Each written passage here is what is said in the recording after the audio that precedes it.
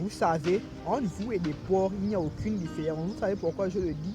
Regardez votre vie et vous comprendrez qu'il n'y a aucune différence. Les pauvres se jettent dans la boue. Et vous aussi, vous jetez dans la boue. Vous voulez savoir pourquoi je dis que vous jetez dans la boue? Comment est-ce qu'on se voit qu'un jeune homme, vous avez 15 ans, à l'âge de 15 ans, vous êtes encore en 6e et vous trouvez ça normal. Vous n'avez eu aucun problème, vous n'avez eu aucun retard, vous avez eu des parents présents. Mais tellement vous avez repris les classes qu'à l'âge de 15 ans, vous êtes encore en 6e. J'ai une de mes petites soeurs, elle a eu le bac E. Le bac E, au niveau du Gabon, le bac E est l'un des bacs les plus difficiles. Elle a eu le bac E, elle avait que 15 ans et elle est directement partie à l'université.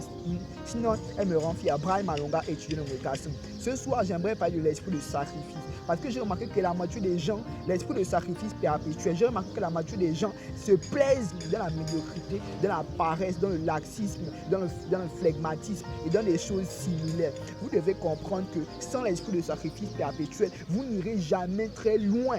Si je n'avais pas l'esprit de sacrifice perpétuel, je ne devais pas être ce que je suis aujourd'hui et ce que je vais devenir demain. Parce que j'ai des objectifs, j'ai des ambitions, j'ai des rêves, j'ai des idéaux à matérialiser, à amener dans ce monde. C'est pour ça que je ne peux pas me relâcher. J'ai l'esprit de sacrifice perpétuel. C'est quoi le problème? À 20 ans, vous n'avez pas encore eu le bac. C'est quoi le problème? C'est quoi le problème?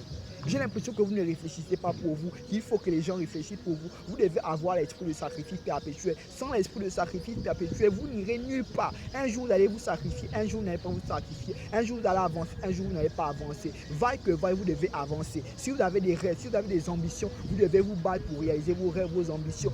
C'est continuellement, c'est perpétuellement. Si vous voulez demander aux gens qui m'entourent, ça fait plusieurs années maintenant que j'ai vu la chasteté parce que j'ai des objectifs à atteindre. Je ne peux pas permettre qu'une femme puisse venir me déconcentrer. Je ne peux pas permettre que la sexualité puisse venir me dérouter de mon chemin, de ce que je suis prédestiné à réaliser et à accomplir.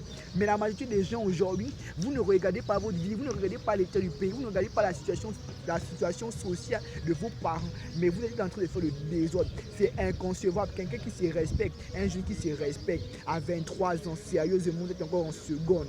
Vous devriez avoir d'abord honte de vous. Je ne comprends pas quel est ce parent qui, vous avez déjà 19 ans, vous êtes encore en 3e, il vous tolère.